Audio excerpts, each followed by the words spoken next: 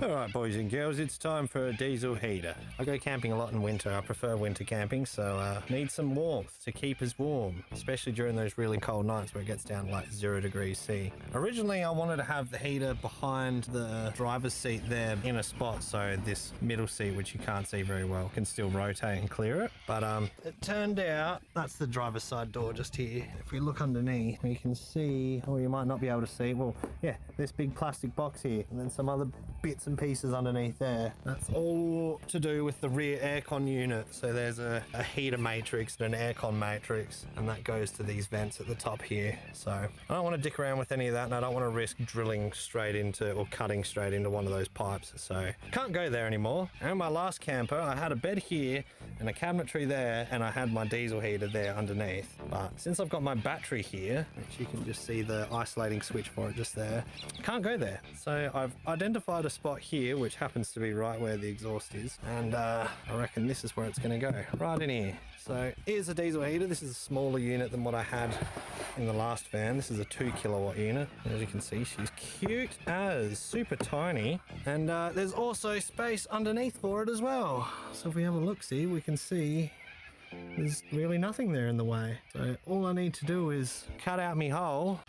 So just in here, I know it's gross looking, but there's a hump on the ground just there. So that hump is essentially in the perfect spot for where the intake and the exhaust are going to go. So I'll cut out that hump and diesel heater can go there. There's another hump here and here on either side.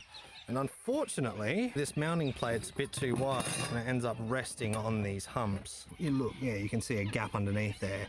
You don't want this plate to have a gap. You want this to seal to the floor, and then this seals to this seal up here. And that's how you ensure that you don't get any diesel fumes coming back in. So I've marked out where the diesel heater's body lines up on this plate. And I've also marked out an edge where I'm going to cut off and then see if this clears those humps on either side. And we'll go from there. Oh yeah, and the diesel tank, there's nowhere. So this is the bed. I know it doesn't look like much of a bed, but trust me, it is. I can't fit the diesel tank anywhere under here. It's just way too big. Here's the tank.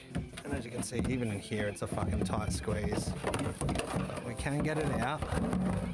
And I'll just show you this quickly before I get into it.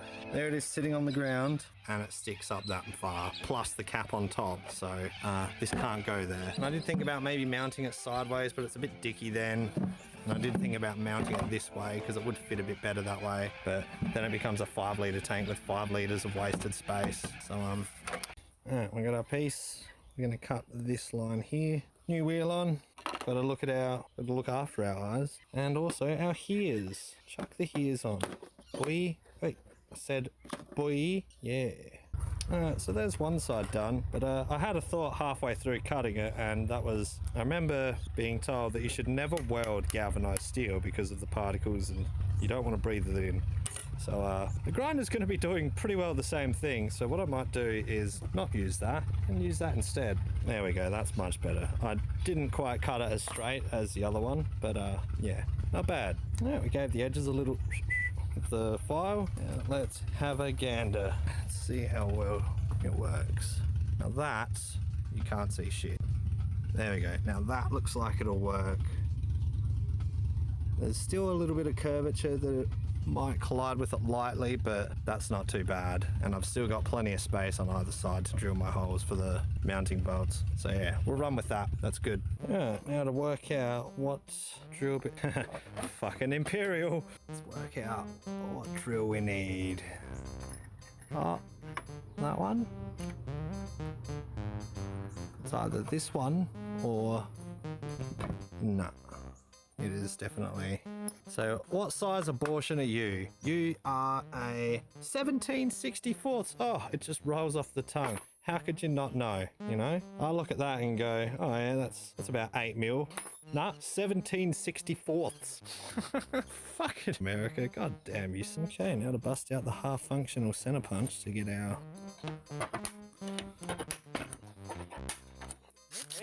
This is not gonna work. As soon as it goes into the metal, it'll spin. Yeah, I'm gonna clamp that down. Otherwise it's just gonna spin around and cut me or some shit. Oh, we're clamped. Can probably still spin because it's only clamped in one area, but whatever. Beauty. Beauty. Beauty.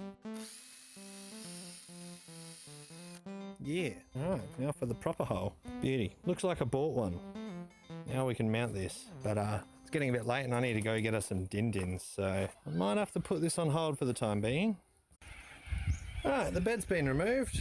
So now we've got nice clear access to this. Okay, so upon further consideration and a bit more thinking, which I know thinking dangerous, I'm gonna hole saw out these. The reason why is because this gasket, this rubber gasket, I'd prefer it if it's sealed all the way around everything instead of just, you know, cutting out a big ass rectangle. Yeah, and that way when this gets bolted through here and through here on the underside, it'll push this mounting plate up against it, and it'll also cinch it to the floor, so it'll get a good seal interface between this and the floor. And whatever bit's still sticking up, because there will be a hump in the middle, I'll just bash it down with the hammer. And I did give it a few love taps around here and here just to see if I can manipulate the metal, and I can, so we'll run with that. And you know, it's not going to be perfectly flat, but it's all right because we've got silicone to fill in the gaps.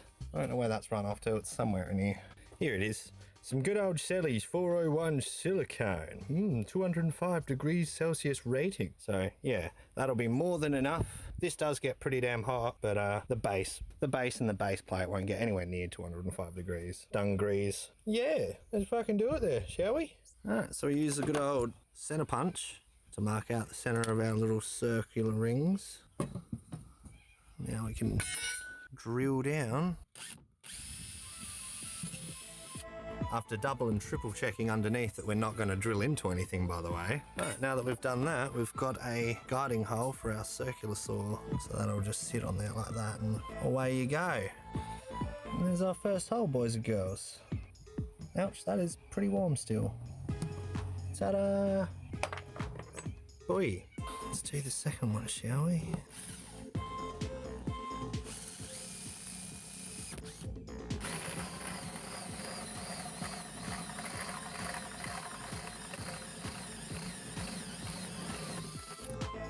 Ta-da! There's our two holes. Now the fun part is trying to flatten it because this is going to change the distance between these two holes when I flatten it. Whoops. And also change the shape, but whatever. Just have to make do with what we got. There's also this this weird lining which is over the top of the steel, so I'm gonna have to get rid of that because I don't want that heating up either. I gotta peel back this floor lining shit. Some of it's really stuck on, like right here, barely fucking do anything, but then other parts like here, it just lifts. It seems to lift off quite easily.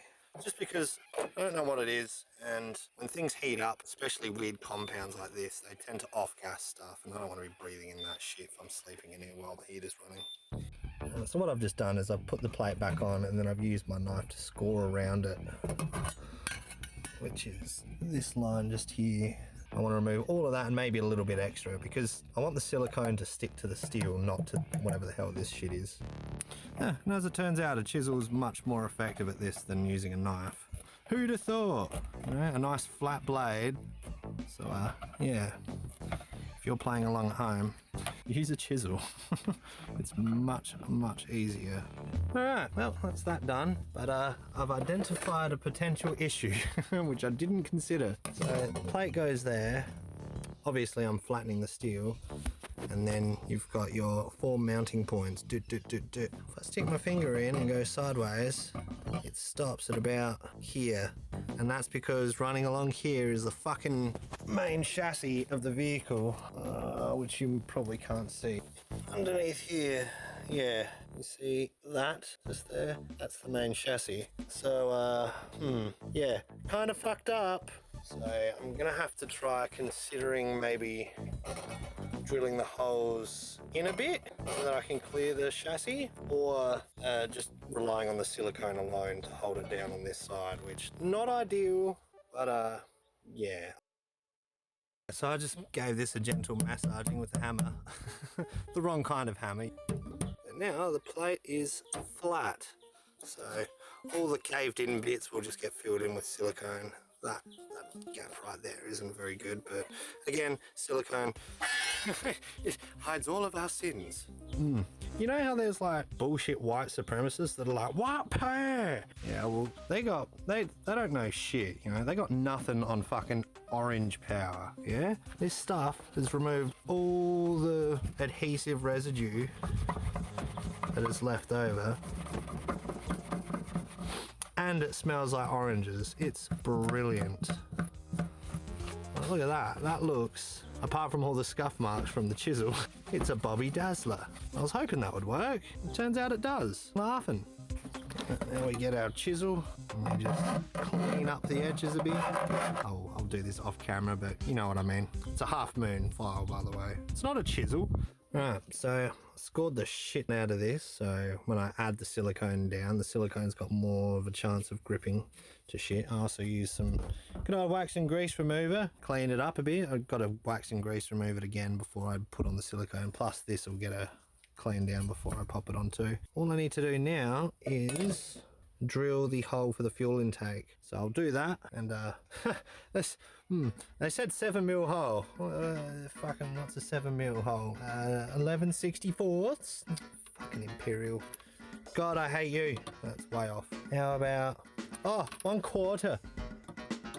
No, a bit bigger again. How about 17/64? Yeah, that'll do it. No, it won't. 9/32. That's our cockpit, Ollie. Wow. Fucking Imperial system. Why isn't it more prolific? It's getting dark out here. Yeah. Drilled out our perimeter holes. The kit seems to have come with these self-tappers, so I'll just self-tap them in, and where the chassis is, I looked underneath and I couldn't find these holes, but the drill went straight through and it's still just as thin, so I'm not actually 100% certain on that, but we'll just run with it. So these will be going through, boop, boop, boop, boop, and then that's what mounts to the heater itself. I don't know why they gave you a spare, but they did. They even gave you a spare nut. Let's see. This is difficult because the steel isn't flat. Should probably check to see if this fits through.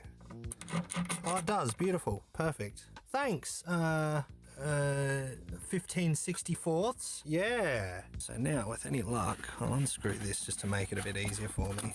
With any luck, this should just plop right into place.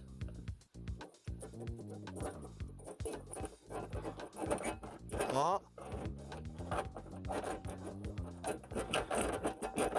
Come on, just plop.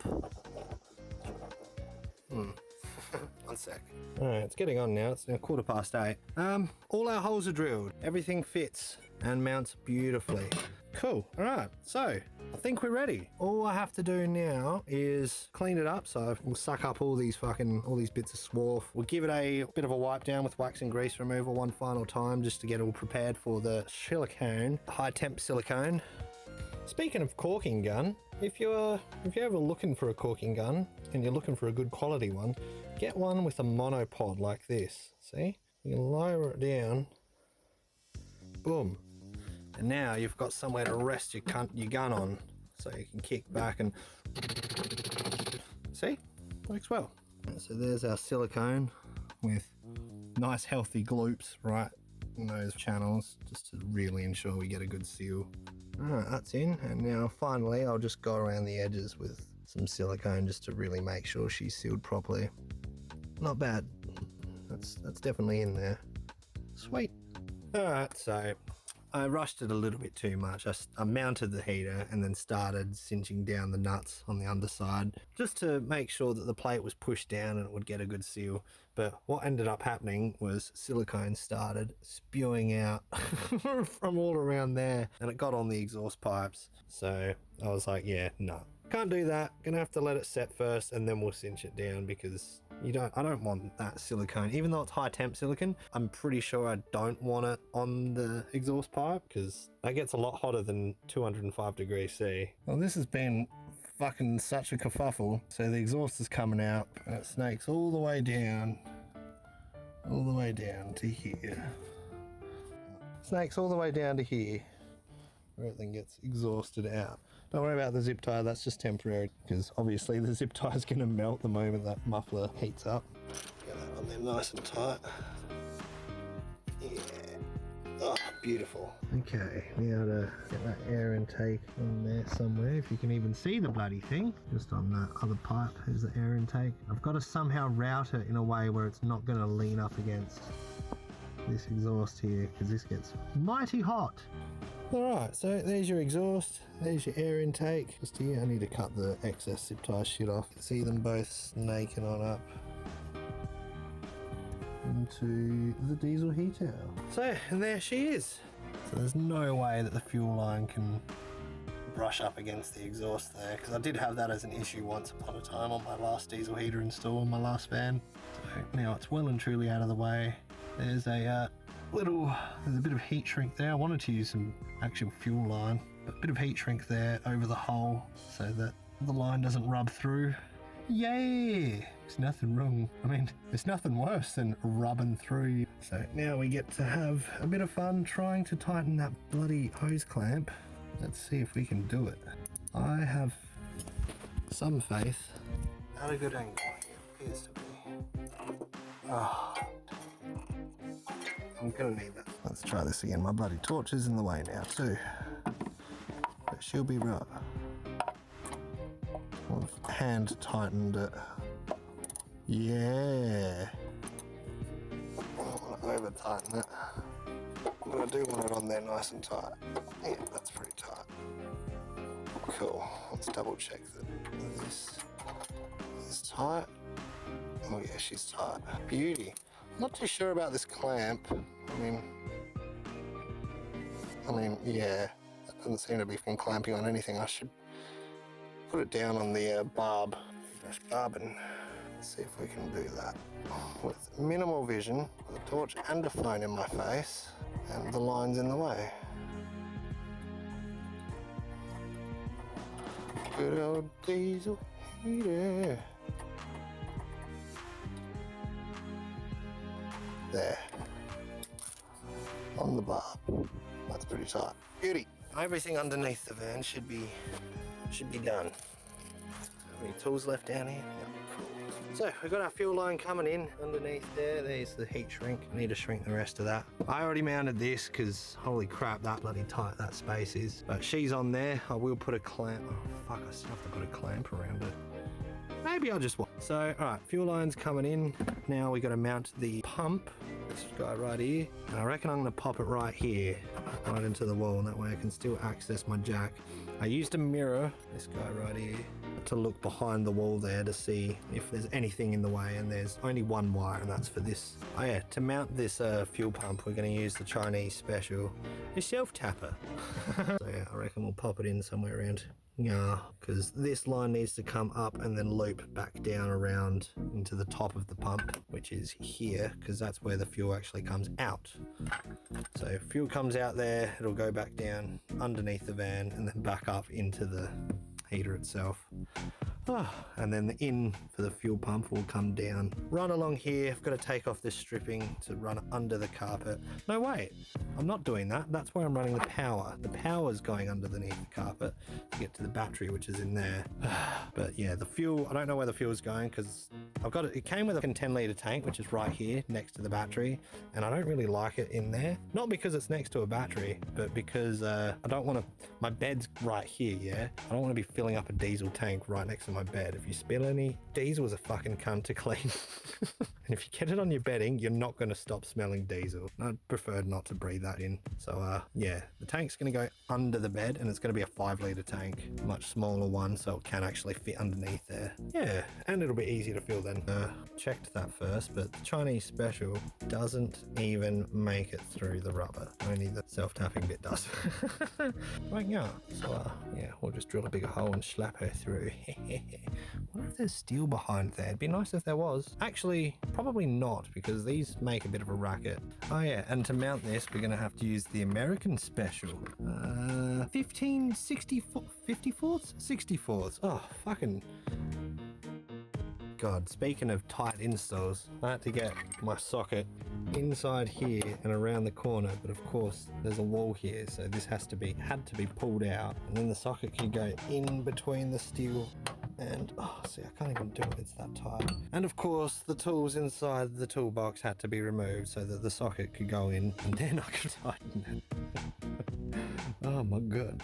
I love this mini champ. Just use the scissors to cut the fuel line to the right length. There we go. Oh, need a clamp. One useless clamp coming up. I know how to film. Oh, I know how to film. Come on, get in there, thank you. Right, and now we just shove this bad boy. Oh, I'm gonna need 2 hands for this. God diggity daggity, yeah, cool. There, stay. You fuck, that'd be nice. Alright. A lot of these diesel heater kits usually come with like fuel line hosing, like the black stuff. And normally you had to cut a small length of black stuff and then you'd shove this in to the black stuff. So the black fuel line was like an interface. Beauty. Alright, over the barb. There, beauty. That's installed. I need to put a filter in, which I might do a short length just for the filter. Where the hell is the filter? It's not here. Oh, here it is. So yeah, the filter that comes with them normally, which this is not it. They're usually really shit. This clear plastic part on them usually breaks like really quickly. So I always just buy a brand new filter from the auto store because they usually, yeah, here's the one that it comes with. One of these. So if you buy one of these cheap Chinese diesel filters, heaters, the filter that it comes with is extra cheap and Chinese and just no fucking good at all. So just don't even bother with it because it'll crack and fall apart. I get the feeling it's just not rated for the diesel, or maybe it's not rated for the vacuum. I don't know if that's supposed to be before or after the fuel pump. I always had it before the fuel pump, but whatever. Well, yeah, no, it has to be before the fuel pump because any particulates inside the pump will ruin it. So yeah, it has to be before it. I'll show you how much of a freaking nightmare trying to install this fuel line into this pump this is. Oh wow, the lighting and the framing and everything is just fantastic. Try that. Oh, that's a bit better. Oh, yeah, that's a bit better.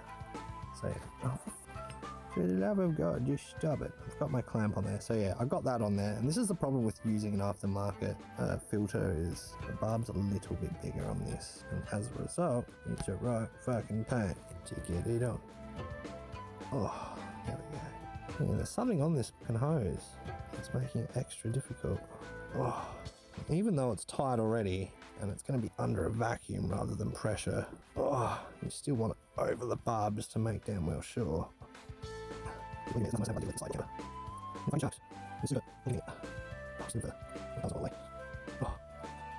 Oh, sweet. Oh, it's actually coming good. Beauty. Alright, clamp. Oh. Get that over the barb. Boom. There. Beauty. Now we can slap that bad boy on. This short length is what goes straight into the pump. So that way goes straight into the pump like that, and this can fuck off to the tank. And when I test, I'm just going to dunk that straight into the tank and it can just suck it up from there. Just suck it up. Oh, that liquid came from the pump itself. Ah. Cramped spot. You can see the fluid coming out of there. The capillary action is pulling this fluid. Also on a lovely angle. Actually, oh fuck it, I'm doing this two-handed. Turns out I could turn this because I wasn't in there super tightly. Now we just pop our clamp over the barb. Booyaka. Turning back. Vertical. You do want these vertical, by the way, so no air bubbles can form. And look at that. That's perfect. I do want to inspect the line though to make sure I didn't stress it so much that it's ripping. Appears to be alright. Sweet. Alright, let's unscrew this shit and run some power wires. So she's plugged in. Forgot how short the ground wire was, but luckily there's a bolt just under here, so I'll be able to just use that as a ground point. And also I forgot that it came with an inline fuse right at the end, which good work, China. You know how electrical safety works.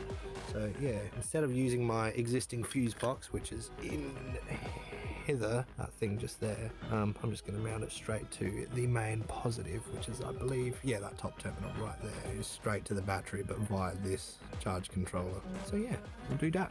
No, actually, I just realised I haven't actually cinched that down yet. But that's the vehicle ground. That's not the camping battery ground. They're not tied together, at least then not until the DC to DC converter's put in. So yeah, that won't work. That won't complete the circuit at all. Now I've got to debate whether or not I can be bothered pulling out some... Yeah, I can be. Alright, let's just do that. Got some crimps, a bunch of heat shrink, got a crimping tool, got our soldering iron, and a length of single core to extend the ground. So, can't believe I'm doing this at fucking 12:30 at night. Good thing I got some liquid courage to keep me going. Cool, so fuel pump's plugged in, wire goes underneath here to there, and the ground goes along there, and you can see just there's my join to extend it from a black to a white wire. It continues underneath the carpet until it gets to behind the battery. Man, the dynamic range on this camera is shite. And now I've got to crimp some rings on there. Oh, these are the same size. I thought these were a smaller diameter. Well, I'll just use these because there's two left in there. Cool, and yeah. And then, like I said, I'll crimp them onto those two rings, the top and the bottom one, which you can't really see the bottom one, but yeah, she's there. I'm a fucking idiot. I mean, what's new? So I literally just made these nice, beautifully crimped, beautifully heat shrunk bits for the positive and the negative. There's the negative just there. But I just remembered that these heaters are always on, and by on I mean they're not always running, but the display is always on. It never turns off, which is fucking annoying, and it also just pisses away a bit of power, which is unnecessary. So what I'm going to do is I'm actually going to wire it properly into the fuse bit, so that way I can just pull a fuse out to turn it off during like summer and that, because I'm not going to need a diesel heater on during summer at all. So yeah, oh god, what a waste of time. Now we got power, ground. I haven't put a fuse in just yet. I've only got a 15 amp fuse, and it should really have a 20 amp fuse, but we'll run with it anyways for now. Oh Jesus, none of these lights are lighting up, by the way, because this is all isolated still by that box. This is why I bought that, actually. It's got Bluetooth. Yeah, just there, Bluetooth. So I can turn it on with my phone and monitor everything with it. Oh shit. Gotta put this plastic strip back on the carpet to conceal the, or just hold the carpet down and keep the wires concealed. Alright, let's plug in the controller and see if she chooches. Yeah, I actually had a change of heart. I'm gonna run with the controller inside the cabinet, so that way it's concealed, for one thing. No one knows there's a diesel heater in here just by looking through the windows. But also, so the display won't keep me awake, because originally I just put a bit of duct tape over it because the screen doesn't dim on its own. But if it's just in the cabinet and I can close the door, then who cares? The downside to that is that it doesn't do temperature regulation all that well, but by the same token it never really did it terribly well anyways. So yeah. Maybe I will just mount it up there. I don't know. I'll not set in stone there, so I can always move if I need to. Alrighty, I just turned on the output and there she is. Fantastic. I wonder... Yeah, it's set to... Oh, thank God, the buttons on this one. It's always a mixed bag when you get a diesel heater like this. Sometimes the buttons are real fucking annoying to use and you got to push down really hard. This one seems to be alright. You can actually just tap it like a normal person. So thank Christ. Alright, now got to remember how to start the priming process. I believe it's the bottom two buttons. Yeah, H, and that should start the pump. That's it. Alright, cool. Turn that off because the fuel line's not going to anything just yet. It will in a second. Alright, let's turn her on. The priming. There's the pump. Being noisy as... Let's see if diesel starts coming out. If it doesn't, then that's a bad sign. There's a bit of lighting there to begin with. Oh, the pump is loud because, I mean, it's always going to be loud, but it's especially loud because there's no fuel in it. So hopefully it starts seeing some fuel. Oh, there it is. Sweet. Oh, thank God. Oh, that's going pretty slowly. That's going to take a long ass time. If I recall correctly, that pump's a smaller one because this is a 2 kilowatt unit. I think that pump, that looks like a smaller pump compared to the 5 kilowatt one that I had in my last van. Each click is a dose, and each dose should be, see it timed out. Each dose should be smaller because it's a smaller unit and requires less fuel. And sweet, this is exciting. This is the first ever time I've run this unit, so it might be a huge, ginormous failure, or it just works. Hopefully it just works. We don't know unless we try. That's what this is all about. It's all about trying. Here it comes. There's the fuel. It took forever, but she's there.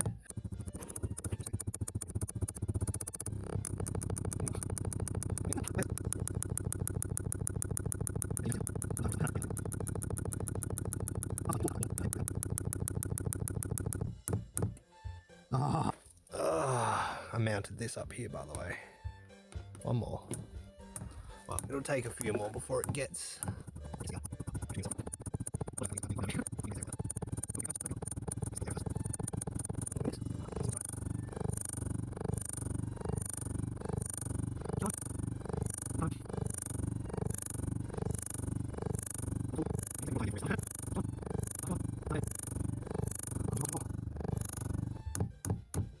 Oh, let's go again.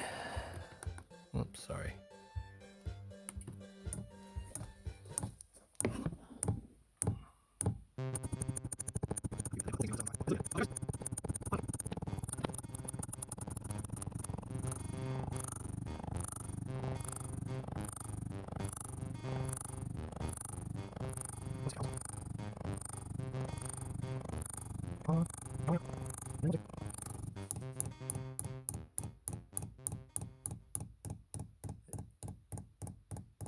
Oh, listen at that. That's much better. Oh, it's an instant change though, isn't it? Goes from a really loud metallic click, click, click. I mean, it makes sense. It's a solenoid pump being flung up and down by an electromagnet. Quite a dramatic change. I hope there's no air in these lines. No, it looks okay so far. Sweet. All right, let's go again. This might be the last one before it reaches the heater.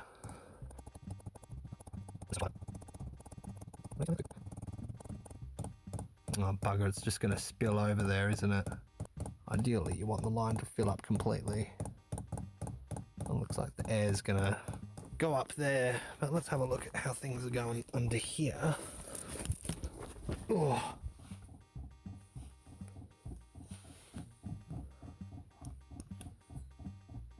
Oh, yeah. So we're going into the heater now, so we should probably stop it and actually start the damn thing. Yeah, I probably should have purged that line first. It is what it is. All right, so I'm gonna start it now. I'm gonna have to stop recording because I want to monitor the current, and the current I can only monitor on my phone, which I can't do while I'm filming at the same time. So you'll be back when she's running, if she's running. All right, boys and girls, she's running. She had a few coughs and splutters, presumably because she got a bit too much fuel in her and ran a bit rich. But there you go, you can see the case temperatures coming up. If I press OK, yeah, voltage 12.2. It's a bit low. It's actually 12.6, but that's just what it measures in the box. You've got nice hot air coming out of there. Oh, that's beautiful. Oh, I miss having one of these. And the exhaust ain't blowing shit. It was blowing a bit of white smoke to start off with, but that's to be expected if it's running rich. Yeah, now to just wait to see if anything goes wrong. We got ourselves a diesel heater there, fellas. I mean, it's not the most permanent setup, but it will be eventually once I get a tank for it. I mean, I could always run it like this, but I don't particularly want to. So the base feels tiny bit warm. Pump feels fine. Don't feel any moisture. Nah, nothing. No leaks. Beautiful. Nice hot air coming out. Case temperature's already up. Sweet. Alright, well, I've had enough. I've got some spare fuses here, so if that pops while she's shutting down, I can quickly swap one in to get the fan going again, because otherwise she'll cook the electronics. She's currently going, she goes all the way down to 1 hertz, one ouchies per second. So, yeah, that's actually a lot lower than my old one, which I believe only went down to 1.3 or 1.5 ouches per second. So, yeah, not bad. Let's shut her in. watch the voltage plummet as the glow plug turns on, which it is, you can see just there. This is why I hate lead acid batteries. They do not like loads. Even though it's only like 8 amps, which should be nothing for a 120 amp hour battery like this. Ugh, the fumes during the shutdown cycle. You can hear it puffing. Or maybe, no, you can. Little puffing Billy. No more? No more. Fumes. Oh god, 11 volts. Yeah, you normally don't want to go down below 11 and a half. Now, of course, this isn't actually measuring the voltage at the battery itself. It's measuring the voltage either here at the display or there at the control unit in there, which it's being measured after a huge long line going over to the fuse box and then through the charge controller and then to the battery. So there's a bit of voltage drop going along there. And there you go. It climbs back up now that the glow plug's turned off. Well, that was a good successful first run. It wasn't a proper full run. I do want to run it at max just to make sure that nothing catches on fire. This plate gets hot. I didn't realise how hot that bloody plate got. I want to make sure this bit of...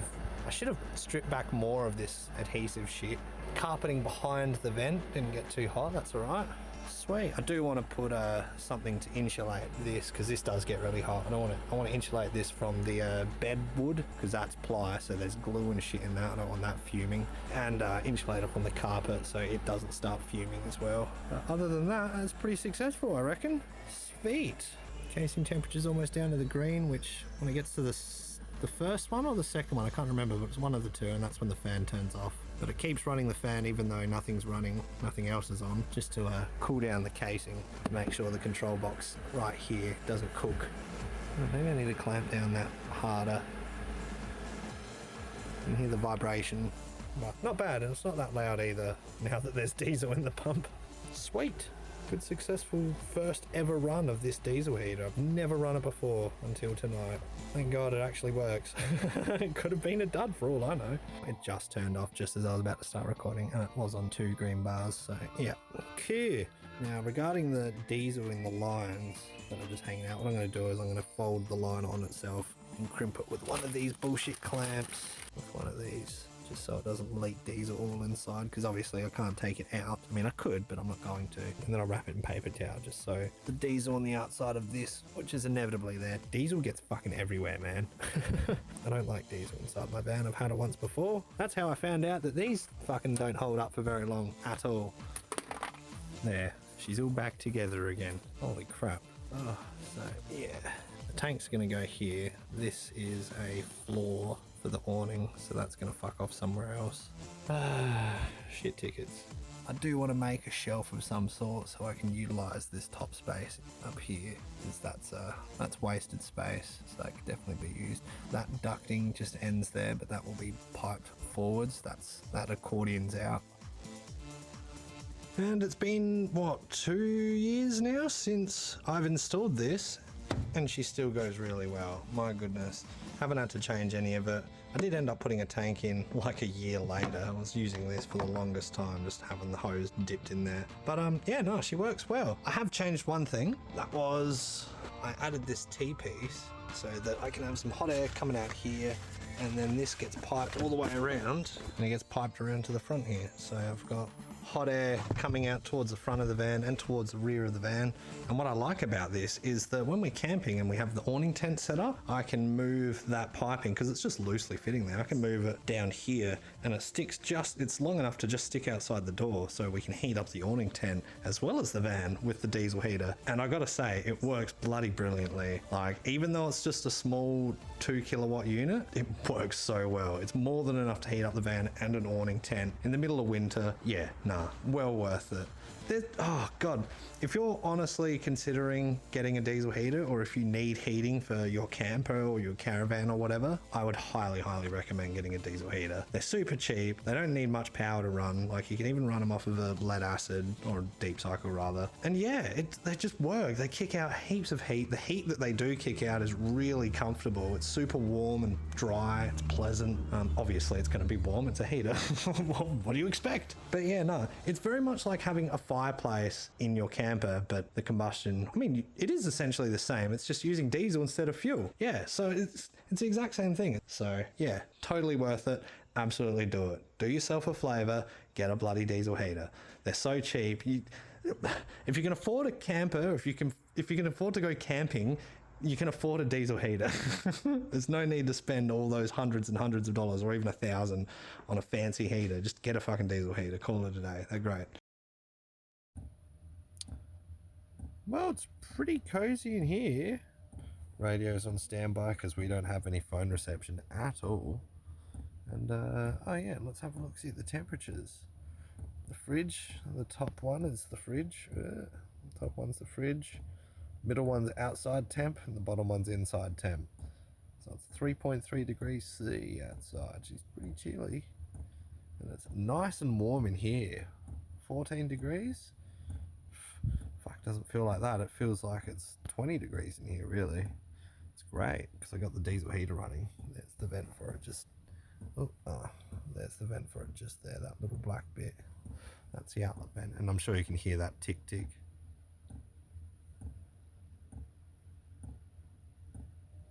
Pulsing the diesel in. So nice.